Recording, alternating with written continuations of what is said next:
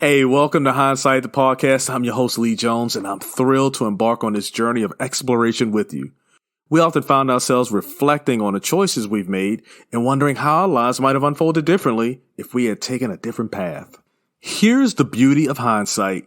It gives us a chance to gain wisdom and learn from our past decisions. Look, this podcast is a platform to dig deep into those pivotal moments and uncover the invaluable lessons hidden within. Look, I'm Lee Jones, your host, and I couldn't be more excited to have you on board. So let's dive right in and explore the fascinating realm of decisions on Hindsight the Podcast. When you look back in hindsight, everything is 20/20. In hindsight, you make mistakes, we're learning from it. In hindsight, shaping yesterday and your tomorrow. In hindsight, it's so much clearer now. This is Hindsight the Podcast, and introducing your host, Lee Jones. Man, I tell you, every time I listen to that intro music, I like it more and more each day. Look, in this episode, we have the pleasure of having Christopher Martin, a former Division I athlete turned personal trainer and podcast host. Christopher's fitness journey began after facing some depression when his college basketball career came to an end, and determined to find the next chapter in his life, he dove into personal training and discovered a new purpose. Join us as we talk with Chris about some of his experiences from building a business to navigating the hurdles of training during a pandemic. What's going on, Chris? How you doing, brother? I'm doing well. How are you? Definitely thankful to be here. So thank you for having me. And I'm excited to have a great conversation. Good. I never had the pleasure of playing any sports in college. I did play some sports in the Army, so that doesn't really count. But how was it? Huh? I said, that's close enough. Nah. Not at all. Not when you put D1 in front of it too, right? But I'll jump right into it. Reflecting back on your college basketball career, what were some of the most valuable lessons you learned from the challenges that you faced? Just something that stick out to me off the top. Definitely stay ready. Stay ready for an opportunity, even if you don't know if it's coming. So you always had to be in the gym, getting up shots, getting up free throws, knowing the scout, knowing the other team's plays. And this came about when I was a freshman. I didn't play a lot. I had some seniors in front of me, but I always stayed in the gym. I always stayed and got extra shots. And there was a day where we played a triple overtime game on national television. Right. All the seniors fouled out, and so my number was called, and I ended up hitting a game-winning shot. And, I mean, you're talking about triple overtime, so, I mean, that's, 40 minutes overtime. So you're talking about 55 minutes of game time I'm on the bench, which in real lifetime is probably like 2 hours. So just staying ready and having that confidence. So that's definitely a big lesson, the power of longevity. Yeah. So, you got to stay with it for a long time. You might have a run in the season where you win 5 games in a row, and then you might lose 10, or you might lose 8 out of 10, but you got to stay together, stay with the same game plan, still have confidence with your team, stay positive.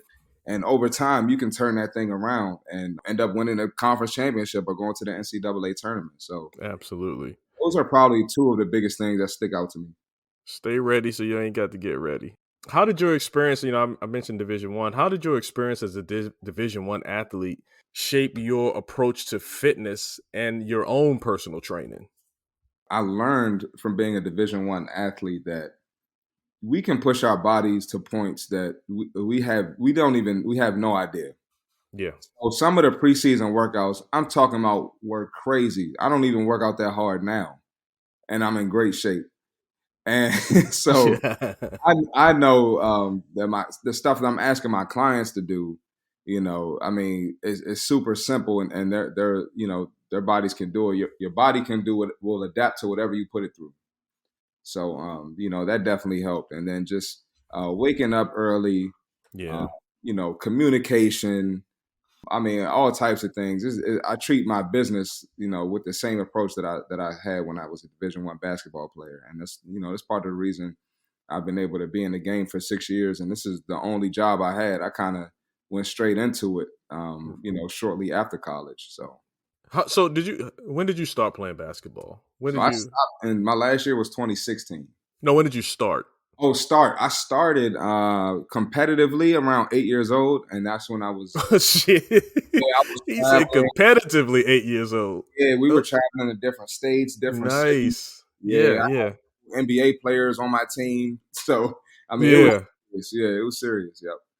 Can you share a significant moment or experience that like deepened your understanding of the connection between physical fitness and mental well-being? Yeah, so you kind of tapped on it before when Yeah. you mentioned the depression. So when you grow up as a basketball player, and you play competitively, that's pretty much all you know. So you don't have like a normal childhood where you're doing certain things, maybe going to parties in high school because you have camps and basketball games every weekend.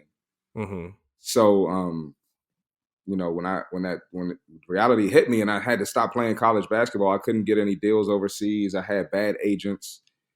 Yeah. I had a real depression.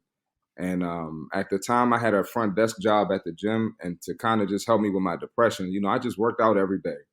And that kind of, got me in a better mood. And the more I worked out, the more I pushed myself, I kind of took that to other areas of my life. So Right. I push myself, I get stronger in the gym. I'm like, you know what? I'm going to try this personal training certification. Or anytime I failed a weight or I tried to get stronger, I failed on my bench press.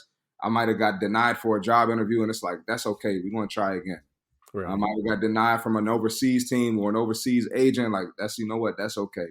And, something's going to work out for me. Just that positivity, just that the same approach, the same consistency and discipline ended up helping me in real life, with fitness and outside of the gym. Fitness is a great outlet, right, for a lot of emotional leveling out your emotions, I should say. Definitely. I mean, and then if you look at, there's so many negative outlets. Oh yeah, absolutely. And frustration, people turn to drugs and bad food. So, fitness, it helps with a lot. And if you really want to reap the benefits of fitness, you'll eat clean as well, which is great for our bodies. So, yep. So you spoke about it a little bit, but in your transition from being a college athlete to pursuing that career in fitness, what were and you named a few, some of the biggest obstacles you encountered, and how did you overcome them? So once the realization hit, like, this is what I'm going to do, right? You're already ready because you got the skill set. But what were some of the biggest obstacles to making that leap? So, like I said, I played competitively coming up. So I had a lot of coaches. My teammates played in college. I had teammates and friends that played in the NBA. And so one big obstacle was when I was working the front desk at the gym. A lot of those players and the coaches, they would do their summer workouts at the gym I worked at, unfortunately. So they would see me working behind the desk, and it's like, what the heck are you doing? Right. And that was very heartbreaking for me. I was happy for everyone else doing their thing, but that hurt. Yeah. And it kind of just like, that was part of becoming a better man, where you're like, all right, I'm here, bro. We gotta, we don't have to be here forever. This hurts right now, but how is this pain going to drive you to get to where you want to be? How is this pain going to drive you to get to the next level? Right. Yeah. So that was a big obstacle for me. Yeah, the mental. I get that. Yeah, I get so that. Yeah. That was tough. And then, fast forward a couple years down the road when I was living in LA during the pandemic, which was the most shut down city in the country, pretty much, for the restrictions. Gyms were closed for a full year. Yeah. And I lost every client. I had just moved to LA. I was new to LA. I was learning the city, making connections, networking. I lost every client. So I mean, Wow. I had to turn to DoorDash to make ends meet, pay the bills, and that was rough for me. So I DoorDash for a while. I picked up some clients, thankfully, and the gyms were still closed. So I might have spent $3,000-$4,000 on some equipment to not only train my clients but to train myself, because I was I was doing outdoor workouts, but it's not the same as going to the gym every day.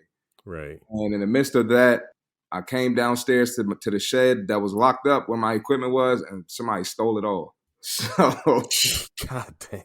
yeah, man. So that pandemic was rough for me, man. But it made me really appreciate my craft and my career, having a business. Yeah. And it kind of just made me take it seriously and take it to the next level. And once them restrictions were done and they, we kind of eased out of the pandemic, ended up moving back home to Maryland, where I started my training career, where I had most of my clientele initially. Right. And, man, I got that thing back booming within a month or two. So, oh shoot, that's what's up. Yeah, man, it was a blessing. So I'm definitely thankful for that. But it taught me a lot. It like I said, definitely changed my whole perspective on my approach to my business. So where are you at now? You said when you went to Maryland. Where are you at now? Yeah, I'm still in Maryland. I'm right outside of Washington, D.C. So yeah, so you in my area. I grew up in Oxon Hill, Maryland. Okay, all right, okay, yeah. So I train in Capitol Heights. Capitol Heights. Okay, small world, and I'm in California now. So there you go. That's the circle. Okay, oh, that's what's up. That's what's up. Okay. Yeah, but I still didn't do D1 basketball. Man, that's crazy. So you really had to have a lot of mental strength, character going through a lot of these experiences, because these are things that crush people, right, mentally. So where can you draw back to a person or an ideology or some lesson that you learned early in life that kind of prepared you to be able to deal with these events that happen to you, the negative ones? Yeah, I mean, I would say basketball, Sports, yeah. There were times where I was the best player on the team, and there were times where I was, one of the last guys on the bench. I mean, and that fluctuated. That happened from, middle school to high school. I mean, middle school to college.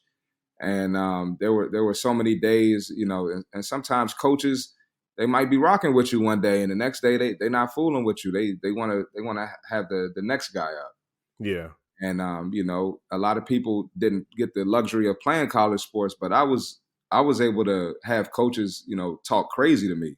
I'm talking cussing me out, calling me names, talking about my mama, and that kind of, toughened me up right there.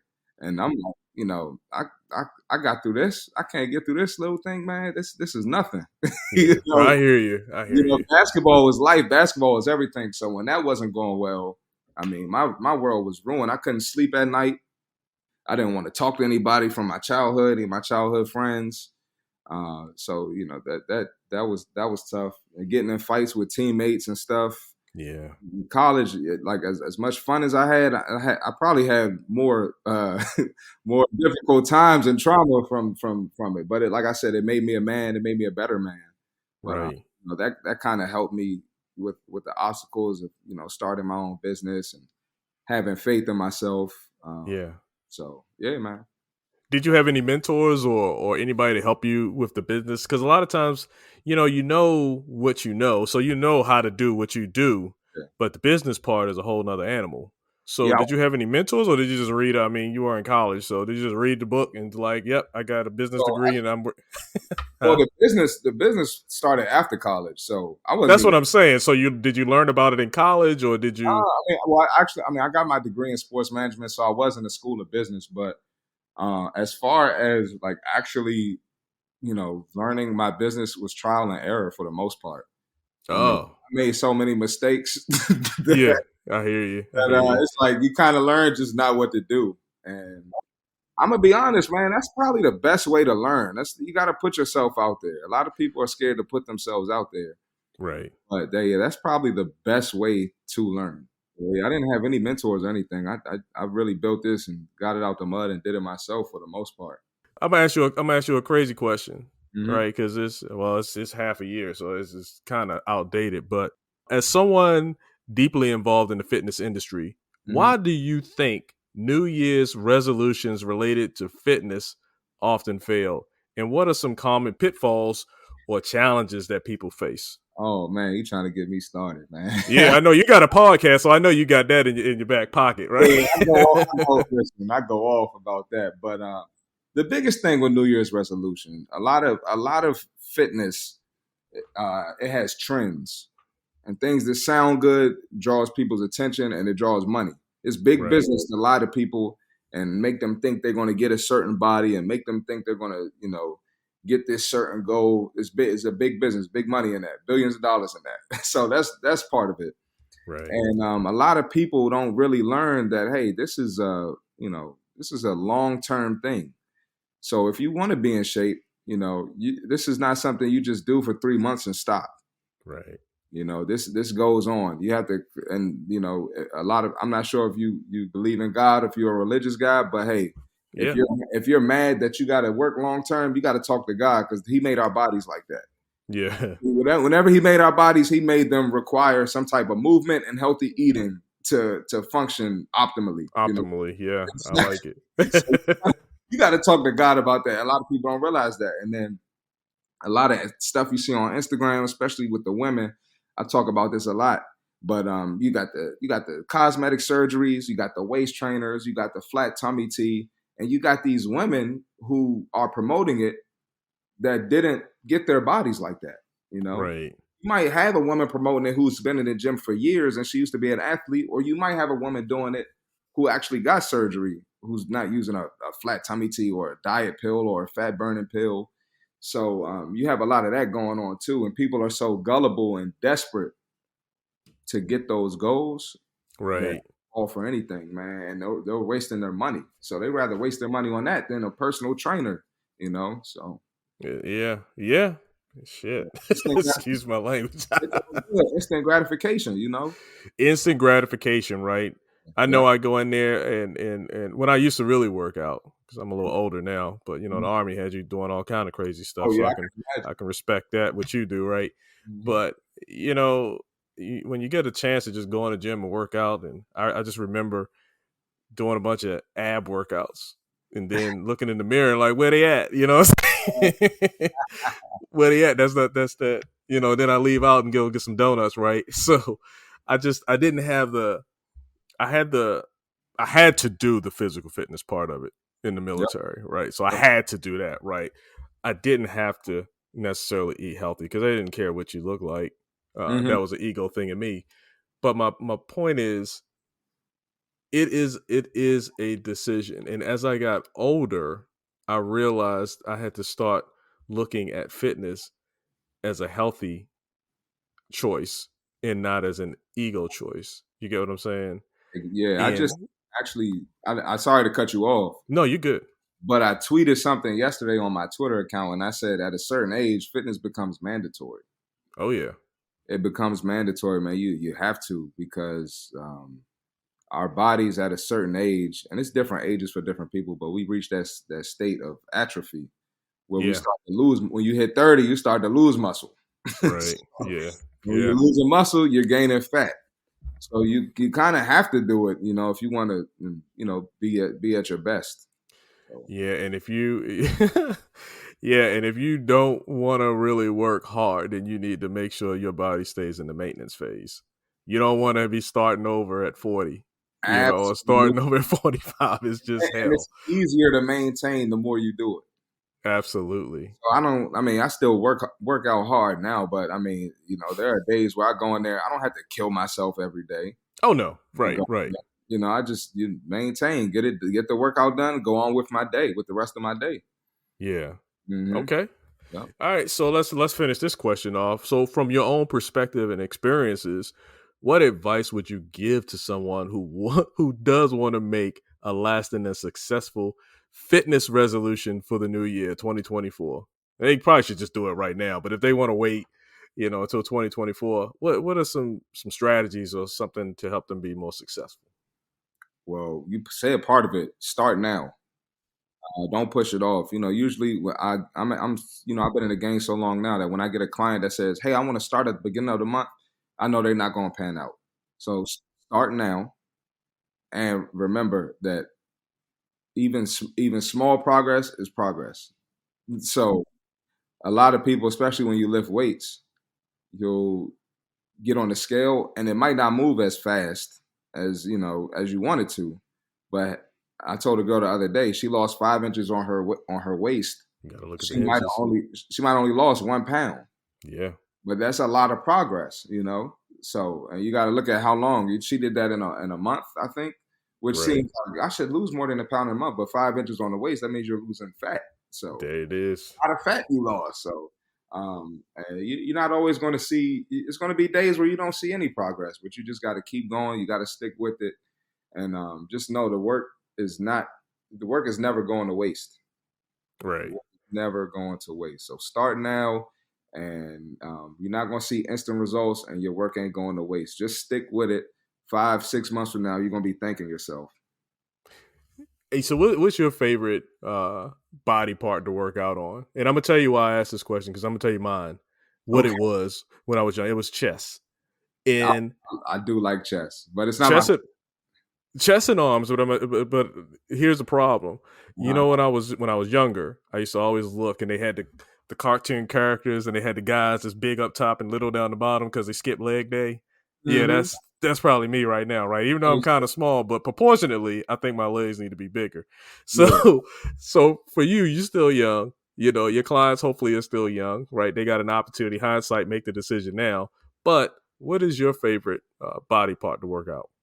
I would say shoulders, man. I really enjoy working my shoulders. So, Man, my shoulders are weak as heck. I Dude. enjoy shoulders, man. And then it's like shoulders. That's the one part on men where it's like, that's the first thing somebody's going to notice when you go, shake somebody's hand, or you go hug, they're going to notice your shoulders. So, I really shoulders. Yep. Yeah, I tore my shoulder up in the Army. So, now I never got surgery, never did anything for it. And it's fine as long as I'm not doing too much. Can't do too much. Yeah, I understand that. I've had people. You get what I'm saying? So I just don't do nothing. gotta maintain and do what you can. Yep. Yeah. So give me some things. Let's see. In your experience as a personal trainer, so you've seen a lot. You say you've been doing it for like 6 years. Yep. What are some common misconceptions or myths about fitness that you aim to debunk? And you probably do it on your podcast and your brand. All the time. Yeah. Yeah, a lot of people like to blame their gender or their race for their lack of results. Right. And I'm like, that's now, do men lose weight easier than women? Yes, that's a fact. Oh yeah, absolutely. But that's not an excuse for you to just not lose anything. It's not an excuse for you to just sit down, eat whatever you want, and complain that you can't lose weight. Right.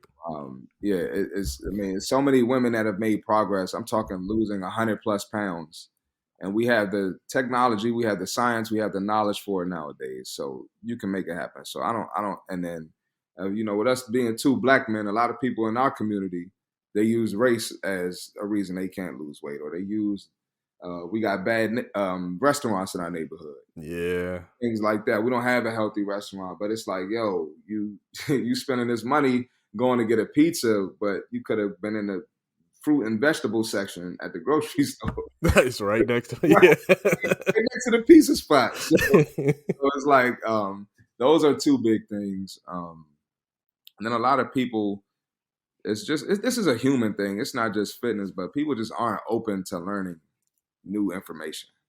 Right. So, when I break down calorie deficit to people and I'm like, hey, you're eating too many calories. This has this many calories, right? You don't need to be drinking alcohol right now, because if you drink one drink, that's probably going to be 1/3 of the calories you need for the whole day. You don't need to drink alcohol right now. So people, they're not trying to hear that. So I think those are probably, 2 of the biggest things, in my opinion. And with me training mostly women and Black women, I see that every day. And I don't know if you want to name drop. Mm-hmm. Give me the one. And I saw one, and I'm gonna see if you name it. What is the most high profile client that you work with? So I definitely Jim Jackson from he played in the NBA for 15 years. Okay. He's now a broadcaster for TNT, NBA on TNT. He does Big East, Big Ten. He does Fox Sports sometimes. And I will say, you asked about a mentor earlier. Jim became my mentor like as an adult, like from 27 to 29. When I was training him, he became like my mentor. Oh, that's what's up. I learned a lot from Jim, and that's a good guy to learn from. I mean, He's taught me so much. I still talk Right. to him now. I trained. I don't know if you ever seen the movie Just Mercy with Jamie Foxx and Michael B. Yeah. Jordan. Yep. So Karen Kendrick was Jamie Foxx's wife in the movie. I trained her for a while. Okay. So I'm gonna tell you something real quick. Uh huh. I think I saw someone you said with the Pittsburgh Steelers. Now it may not have been Ben Roethlisberger, but did you train anybody from the Steelers? A while ago, yeah. I trained Boogie Watson. Yeah, Boogie, there you go. All right. trained Boogie a while ago. Yeah, that Any was any any chance I get to talk about the Pittsburgh Steelers, I'm gonna make an effort you to gonna get it talk in there. about. Yeah. Hey, nothing wrong with that, man. Yeah, I train a lot of athletes. One of my players now, he's on the Toronto Raptors, Nice. and another lady I randomly met. It was crazy, man. So her husband makes the music for The Simpsons. Oh, really? So I was going to their mansion, bro. I'm talking about she got turf on the rooftop, training her in the Palisade Ooh, right by the water. Man, that was dope. That was dope. And nice. of course, I lost her when the pandemic hit. Yeah, that's right. Over here in Cali. Yeah, man. I'm sure you experienced that. It was crazy, yeah. When you say everything was closed down, everything was closed down. I mean, the grocery stores was open, so we can get that healthy living if it was anything on the shelf. Yeah, that's about. But them but them restaurants was down. Yeah, that was crazy. Everything was closed. Gyms was done. Yep. So I definitely feel your pain. I had a brother, fellow military guy. Mm-hmm. He had a gym too out in L.A. making a killing. I mean, just doing great. And pandemic hit. Same results. Actually, I'm lying to you. It wasn't in L.A. He was here when I served with him, but he actually had a gym in Chicago. In Chicago. Okay. Wow. Yeah, Man. Wow. yeah. So yeah, that pandemic did works on Yeah. everybody. A lot of changed a lot of yes, people's I, lives. I'm rooting for you, and I'm just super happy that you got through it. Anybody, right? Because that was just hell. I don't need to rehash the pandemic. Get everybody twitching on here, but Yeah. but just being able to ride it out, find your way, do what you got to do, and when your opportunity comes back, then you all over it, right? Because if you're ready, you ain't got to get ready. That's right. And then also, the ability to pivot when obstacles happen. Oh Now, yeah, learn that from basketball too. Like you can sit around and cry and whine about it, or you can get to work and figure it out. So that's kind of what I had to do. So I'm definitely thankful for learning that in sports. Say I roll up to you, right, and I'm looking for a physical fitness trainer. Mm-hmm. And I'm like, hey, my name Lee. I got little legs. My Mm-hmm. chest is decent. My shoulders are weak. I'm trying to do this New Year's resolution in July. What would be your first message to me?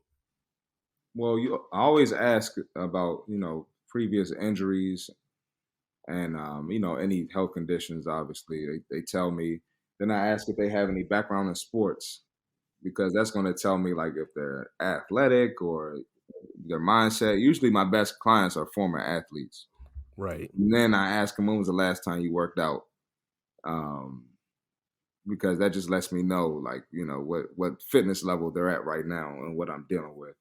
Right. But, I let them know, if you're not willing to, show up to the gym 3 to 5 times a week consistently, if you're not willing to make it a priority, if you're not willing to change your diet, if you're not willing to deal with soreness, if you're not willing to deal with someone who's going to keep it 100 with you, not sugarcoat things, then this might not be the place for you. And I'm not scared to turn down money. All money ain't good money.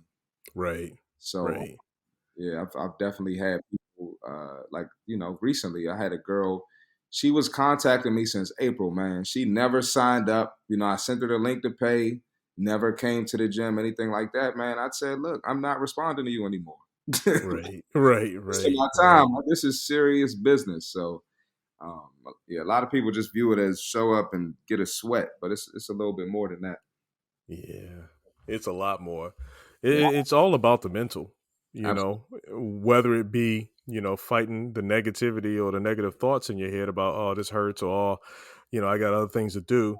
It's also, about learning, like you said earlier, learning nutrition, learning proper technique. Yep. learning, goals, setting goals and achieving those goals. Like it's a lot of mental with it as well. I Absolutely. remember we would run 5 miles or whatever. It was when I was stationed in Hawaii, and we'd run around the whole installation. And we would always be coming back to our quad, where our companies were at. And I used to tell my guys, because I was a platoon sergeant then, and I'd be like, "Hey, get your mind right, because we're gonna run right past it." Because our colonel, he would do that, just try to mess with your mind. And when we run, we weren't jogging or try, like it was a run, just 5 miles straight running. Yep. And we get there, and your mind gets relaxed, right? And this is that point when you talk about you need to know how to pivot. And I'm Yep. like, get your mind right. Sure enough, we would go right past that entrance and go on down to the next quad, and you start seeing all kind of guys just falling out the run Oh. because they ain't got their mind right, the Yep. mental, Yep. they don't know how to pivot. Yep. And so when you say that, and I apologize, I probably need some water, but that's the biggest challenge, because the fitness part, your body is made to do it. Like you said, God made your body. You can do a lot that you don't think you can, but if you don't think you can, then you won't. It's I not mean, that's happening. just, yeah, It's not that's happening. just the bottom line. Exactly. No, you hit the nail on the head, and it's a mental battle. And once you get past the mental battle, I'm not gonna say it's easy, but it's easy, man. It's so easy. No, yeah, it's easy to deal with adversity. Yep. It don't mean you're not going to have adversity, Yep. but you mentally strong and prepared to deal with that adversity. And that's, you mentioned it earlier. That's one of those things where sports helps you with that, Yep. especially organized sports, Yeah. right? It helps you with that. When you have those coaches that are hard on you and you're not always winning, that's life. Yep. People ain't going to always love you. Everything's not going to always go your way. And I think anybody listening understands that, right? And sports really hones in on community, on achieving things as a team, Hmm. and setting goals and achieving those things or failing. And how do you deal with that? Right. So I focus on the mental. The physical part to me was easy. You know what I mean? Absolutely. The mental part is what you really got to focus on. And that's in anything probably in life. So No, with, absolutely. all right, with that, tell me about your podcast. What do you talk about on your podcast? What's the name and what we talk about on there? So it's called Less Brunches, More Crunches podcast. So Less Brunches, More Crunches is actually the name of my clothing brand. I have a fitness clothing brand, and so it has the same name. And on my podcast, we address all types of things related to fitness. So I'm on there. I'm dropping game on how to get in shape, how to be a better client. I'm responding and reacting to videos on the internet. It could be a gimmick. It could be Yeah. someone promoting obesity, fat phobia, body positivity. And a lot of people, my podcast brings a lot of controversy, but in no way, shape, or form am I on there trying to attack people. But, Right. people are giving out bad info. Right. And, I know from training mostly women, especially women, man, they value their image so much, and they get so much trash advice on it's okay, you're healthy if your BMI is 40. Like, it's like, God. you're not healthy. Don't listen to this. Or some of Right. these girls that get surgery, but it's like the surgery ain't fixing high blood pressure. Right. He's not, fixing diabetes or anything like that. So we talk about all types of things on the podcast. It's pretty interesting. It's funny. I enjoy doing it. I've recently I got to 530 subscribers today on YouTube, which Nice. I started the podcast in September of Right. 2022. So I'm moving pretty fast. So yeah, man, I'm How many you got? I'm at 530 subscribers.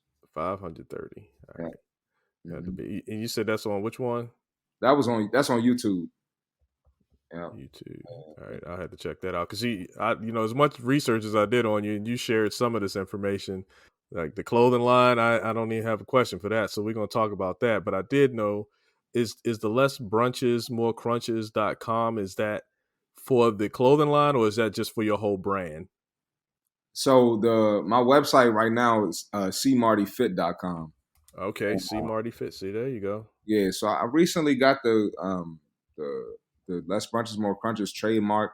So I'm doing some more things with that before I want to. I probably need to buy the domain anyway. But, Right. before I really put the name out there, I would just want to do some more things to protect myself.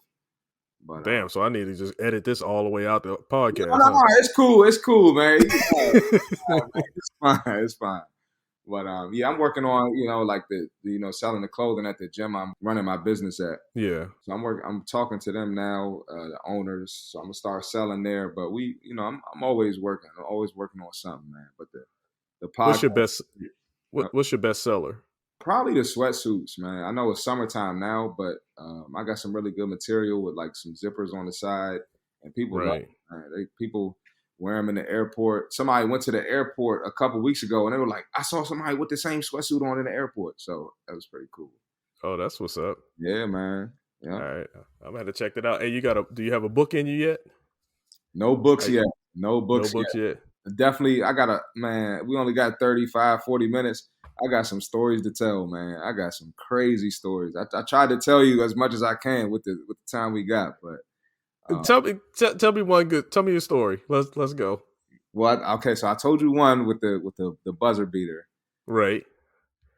Man, one time, then this is the stuff people don't realize in college. These college coaches, when I said they talk so bad to you and so crazy to you, I had one coach, man. He just for like a month. He just wasn't trying to play me consistently. He was talking bad to me. So one day we were in shoot around right on game day. So we go to shoot around. Coach come up to me. Can I cuss on the podcast? Yeah, go. Yeah, absolutely. He come up to me. He's like, man, you can't play defense for shit. Yeah. I was like, Coach, stop. Like, who you talking to, bro? And Coach, right. He was like, I'm talking to you. He was like, you can't guard me. I said, all right, here. I gave him the ball. Listen, I strapped him up. He didn't score on me. So then I got the ball, and I scored on him 3 times straight. I said, don't ever talk to me like that again. And the whole team was watching. So, man, yo, but I mean, I'm not like a bad kid or anything, but when somebody's just belittling you and talking down to you, and they got a dude playing in front of you that's not better than you, and you better than this guy, man, that beast came out, man. So I had to. So how did he look at you after that? Oh man, he was pissed, man, and we ended up losing that game. He blamed the whole loss on me. the whole post game speech, he was cussing me out. Like, oh my goodness, crazy, man! It's crazy, man. And then I had another coach. He and I'm cool with being yelled at, man. And you've been in the military, but he called me a bitch one time, and I was like, Coach, you got to chill, man. Certain words, right? You can coach me. You can tell me I suck on defense. You can tell me I'm a bad player. You could tell me I'm soft, but when he called me a bitch, they had to hold me back that day. Right. But that's crazy. But at the end of the day, it's all love. I mean, even I've gotten into stuff with my teammates too. But some of them teammates are some of my best friends. I just went to New York and hung out with some of my old teammates. So. Oh yeah, that's what's up. But no, dude, go ahead. I remember. Mine's a little different. So I guess I had a story, and this is one that I like to share because it talks about the character of people, right? And I remember I was just coming into a new unit. I was stationed in Alaska. I'm from Maryland, and this is in the 90s. So, I was a little, it was a culture shock. But anyway, so I'm in this infantry type unit, and I used to always get it, right? Because I'm coming from Maryland. So anyway, I used to always get it. First sergeant was always on me, doing push-ups, getting in trouble, doing all these things, right? And then one day he called me in the office, man. I knocked on the door, went in. That's, proper protocol. Went in. Hey, first sergeant, Private Jones reporting as instructed. And then he started getting into me, right? And then, I felt my eyes watering up. You get what I'm saying? I was like, God dang, this joker is on me. Yeah. So what got me and what I take with me, from that day forward, he stopped. And he was like, look, Private. He said, as long as I'm in your shit, that means I haven't given up on you. So when I stop, that means I done gave up on you. Yeah. And that made me know, like, everybody, just because somebody yelling at you, right, they may have your best interest at heart. Yep. And just because people saying, oh, you got it, you good, Yeah. they ain't got your best interest at heart, right? So it's hard to navigate people, but you got to, right, to know who is in your corner and who's not. So that one hit good because he got me in a good day. Like I'm not lying to you, bro. My eyes was watering up. Oh man, and he must have been I was emotionally done that day, and Yeah. he saw it. He recognized it, and he's like, all right, I think I'm a little too hard right now. He brought it back and let me know what was up. So I appreciated that lesson for life. Definitely. All right, so I asked you a lot of questions. Thank you for the stories. I really appreciate that, man. I know sports. You probably got some. You gave me two not C version. What they call PG versions. I know they got. I know you got some crazy stories. It's crazy, man. So to add real quick, I know we got to go, but to add some context to that coach that called me a bitch, he tried to holler at my mom too. So that's why I was so mad. I didn't tell the whole story. He tried to holler at my mom. Yeah. And oh my gosh, dog.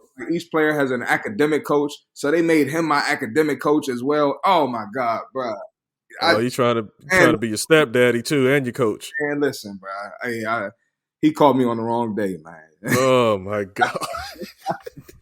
Dude, you didn't put the icing on the cake for this episode.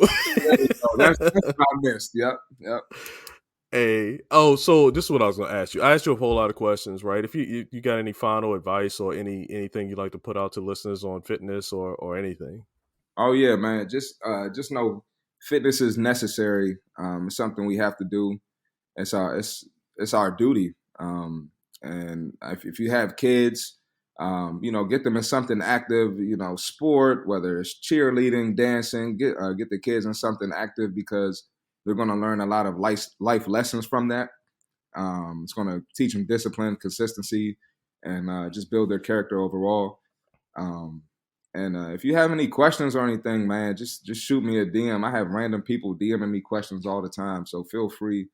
I'm a cool dude. I know people think I'm mean because of the podcast, but I love helping people, and I want to help as many people as I can. So, yep. All right. So, where can people reach out to you at? What are your handles? Yep. Instagram, C Marty Fit. TikTok, C Marty Fit. YouTube, C Marty Fit. Apple Podcasts, Less Brunches, More Crunches podcast, and cmartyfit.com to buy merch or I know that's right. Get training. So, yep. I definitely put that all in the show notes as well. But hey, Chris, thank you so much for joining us on Hindsight the Podcast. Like, your insights and personal journey have been truly inspiring. Just overcoming challenges and obstacles, like a man, right? Just manning up, going through it and becoming better for it. Yep. And I appreciate your passion for fitness and your unique perspective you bring. Like, I'm sitting there talking to you and I'm like, no, you need to get up and do some push-ups. You know what I'm saying? Well, I hope I lit a fire on you, man. I hope I did. Yeah, I go down and do about 10 of them. That's about it. That's better than nothing.